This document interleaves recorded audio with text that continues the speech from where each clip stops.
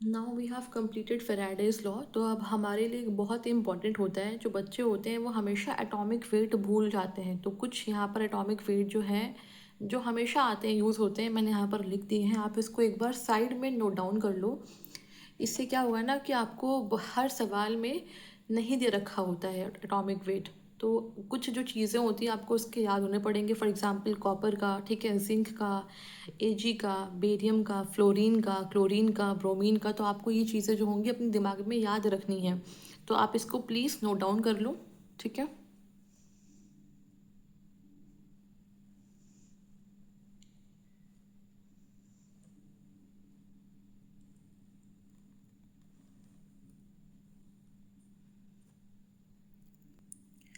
अब हमने Faraday law complete कर लिया, तो उसके कुछ क्वेश्चंस तो बनते ही हैं, क्योंकि बिना क्वेश्चन करे सिर्फ कंसेप्ट पढ़ने से आपका कोई भी काम, कोई भी फ़ायदा नहीं होगा। थ्योरेटिकल क्वेश्चन बहुत ही कम आते हैं।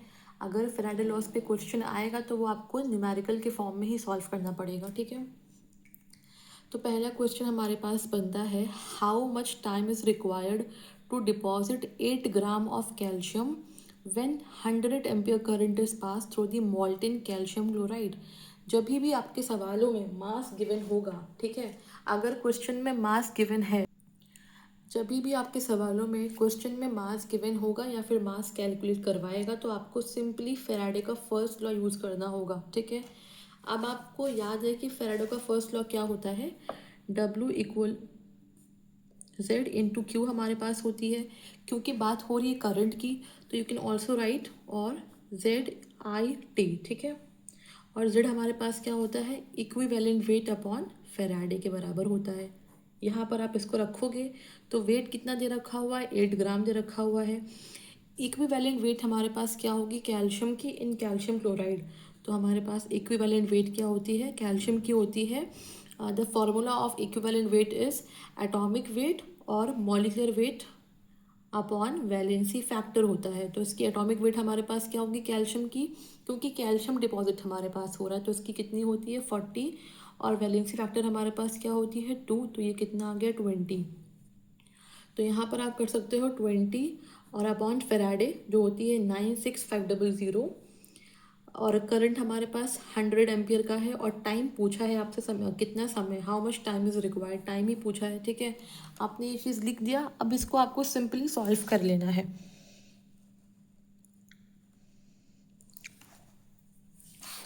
तो ये हमारे पास होती है 8 = 20 अपॉन 96500 इंटू 100 इंटू T, ठीक है। अब टाइम हमारे पास क्या आएगा, 8 × 96500 अपॉन 2 ये हो गया। इसको आप सॉल्व करोगे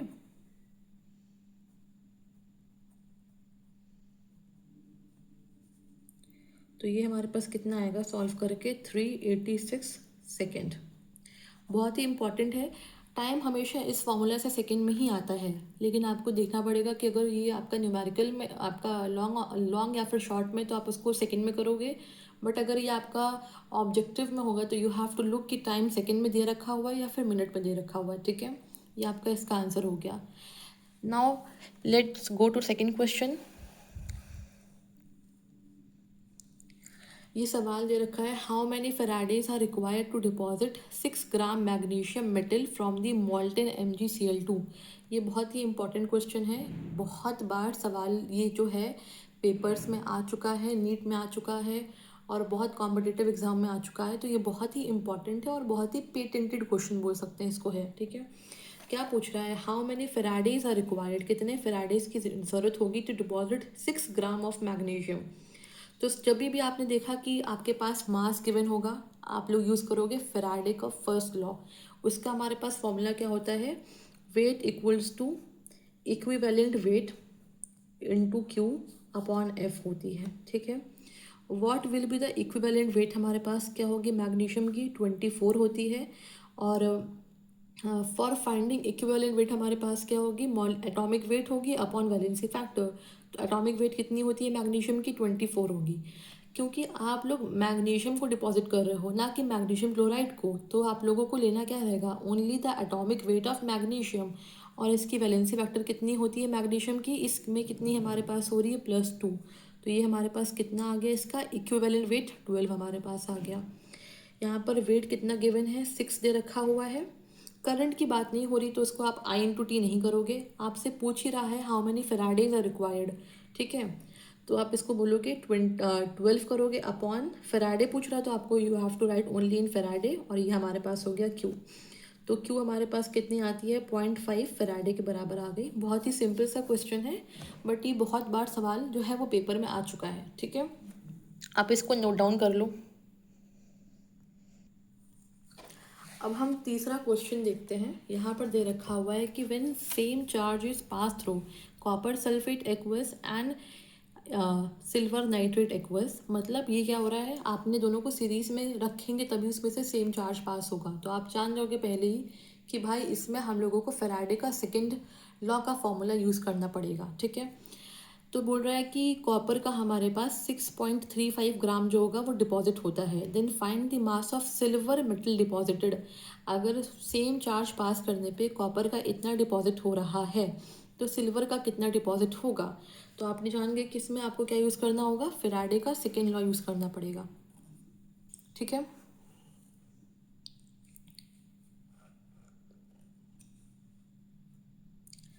तो आपका क्या होता है फेराडे का सेकेंड लॉ का formula, weight 1 upon weight 2 equals to equivalent weight 1 upon equivalent weight 2। और ये हमारे पास इसका क्या फॉर्मूला होता है इक्विवेलेंट वेट का, ये हमारे पास होती है एटॉमिक वेट या फिर molecular weight upon valency factor. तो हमें कॉपर डिपॉजिट हो रहा है या फिर सिल्वर हमारे पास हो रहा है। पहले हमारे पास कॉपर की क्या होती है, कॉपर की एटॉमिक वेट क्या होती है 63.5, जो आपने पहले पढ़ा होगा। मैंने आपको एक दिखाया था कि उसमें एटॉमिक वेट का एक चार्ट दिखाया था जिसको आपको याद ही करना पड़ेगा, क्वेश्चन में नहीं गिवन है, इसका मतलब आपको वो याद करना ही होगा। तो कॉपर बहुत जो कॉमन होते हैं, you have to learn their atomic weight. तो कॉपर की हमारे पास क्या होती है एटॉमिक वेट 63.5 यू होती है अपॉन इसकी वैलेंसी फैक्टर हमारे पास क्या होती है कॉपर की, क्योंकि कॉपर सल्फेट ले रखा हुआ है तो इसकी वैलेंसी फैक्टर हमारे पास क्या है 2 है। अगर हम लोग देखें for AG night for silver nitrate तो उसमें हमारे पास सिल्वर की एटॉमिक वेट हमारे पास क्या होती है 108 होती है, और इसकी वैलेंसी फैक्टर नाइट्रेट में कितनी हमारे पास होगी, इसमें हमारे पास 1 होगी, ठीक है। अब आप इसे पुट करोगे और वेट 1 हमको दे रखा हुआ है 6.35 ग्राम। तो ये 6.35 हो गया, ये आपको फाइंड करना है, इसको आपने x लिख लिया। ये होता है 63.5 अपॉन 2, और ये हमारे पास होती है 108 अपॉन 1। ये भी 2 होगा क्योंकि आपके पास क्या है सिल्वर नाइट्रेट। सिल्वर नाइट्रेट में हमारे पास सिल्वर नाइट्रेट में सिल्वर की वैलेंसी फैक्टर हमारे पास क्या होगी +1 होगी, ठीक है। तो ये 108 अपॉन 1 हो जाएगा, ठीक है। अब इसको जब आप सॉल्व करोगे तो वेट ऑफ एजी आपके पास क्या आता है,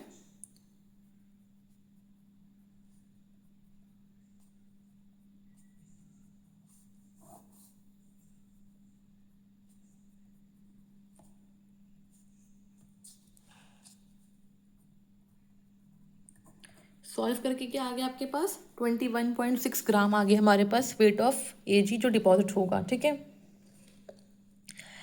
नेक्स्ट क्वेश्चन हम लोग पढ़ते हैं।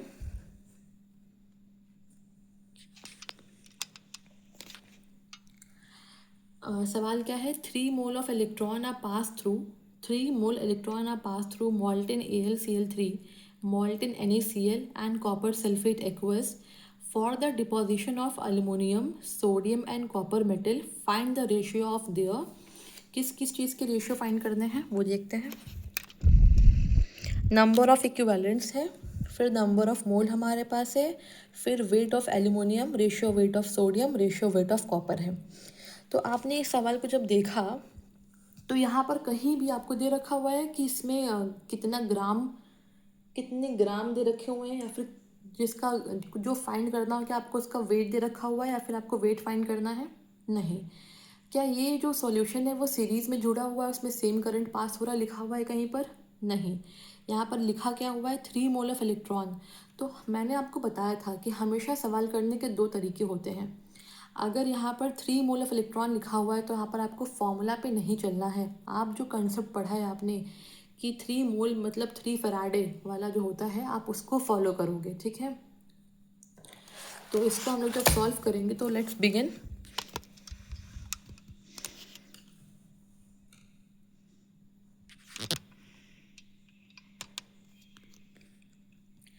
तो लिखा है 3 मोल इलेक्ट्रॉन हमारे पास पास हो रहा है, तो हम जानते हैं 3 मोल इलेक्ट्रॉन का चार्ज इक्वल्स टू 3 फैराडे होता है। क्या होता है? 3 मोल इलेक्ट्रॉन का चार्ज कितना होता है? 3 फैराडे के बराबर होता है। तो इसका मतलब क्या हो गया? 1 फैराडे हमने जो पढ़ा है, जिसमें हमने बताया था कि जो 1 फैराडे, जितने फैराडे उतने इक्विवेलेंट्स, इसका मतलब 1 फैराडे जो होता है वो 1 इक्विवेलेंट के बराबर होता है। तो जो 3 फैराडे हमारे पास होगा will be equals to 3 equivalent के बराबर हो जाएगा। ठीक है, ये आपने पढ़ा था। अब उसको आपने पहले क्या बोल रहा है, आपसे पूछ रहा है नंबर ऑफ इक्विवेलेंट्स का क्या रेशियो होगा। पहला क्या है? Number of equivalents. तो आपने पढ़ा 1 फैराडे इक्वल्स टू 1 इक्विवेलेंट, तो 3 फैराडे इक्वल्स टू 3 इक्विवेलेंट। तो आपने क्या बोला? 3 मोल इलेक्ट्रॉन हमारे पास पास हो रहे हैं तीनों सॉल्यूशन में से। तो कितने हमारे पास इक्विवेलेंट्स होंगे? 3:3:3, जिसको आप सिंप्लीफाई करोगे तो क्या आएगा? 1:1:1। तो ये आपका आगे नंबर ऑफ इक्विवेलेंट्स का आंसर। ठीक है, नाउ नंबर ऑफ इक्विवेलेंट्स के बाद क्या पूछ रहा है? नंबर ऑफ मोल्स के बारे में पूछ रहा है, which is very important. Number of mole जो पूछ रहा है ये इंपॉर्टेंट है। आप नंबर ऑफ मोल कैसे लेके आते हो? ठीक है, ये पूछ रहा है। आप जानते हो कि नंबर ऑफ इक्विवेलेंट्स का फॉर्मूला क्या होता है? नंबर ऑफ इक्विवेलेंट्स होती है मोल्स इनटू वैलेंसी फैक्टर। तो अगर आपके पास नंबर ऑफ इक्विवेलेंट्स दे रखा हुआ है और आपसे मोल पूछ रहा है, तो आप लोग क्या करोगे? मोल जो हमारे पास होंगे equals to number of equivalent upon valency factor, यहाँ से लेके आओगे।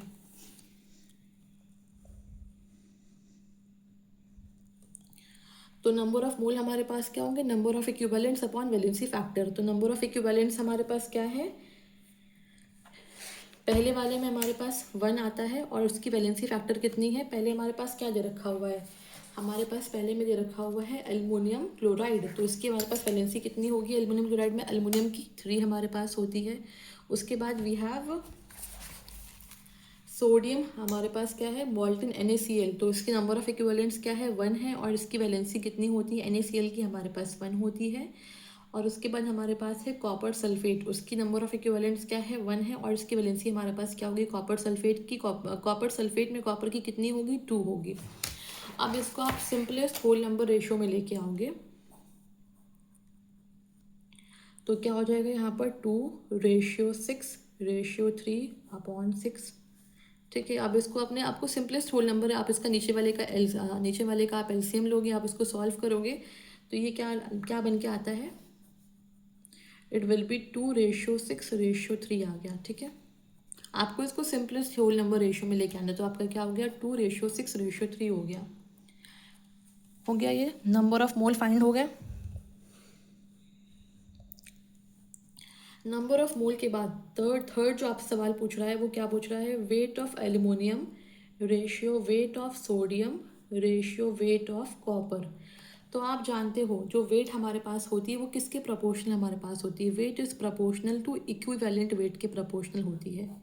ठीक है, वेट हमारे पास किसके प्रोपोर्शनल होगी? Weight will be proportional to equivalent weight, अगर आपने तीनों को सीरीज में जोड़ दिया है। ठीक है, तो it will be equals to equivalent weight of aluminium ratio equivalent weight of sodium ratio equivalent weight of copper. तो हमारे पास फॉर्मूला क्या होता है इक्विवेलेंट वेट का? ये होता है atomic weight upon valency factor.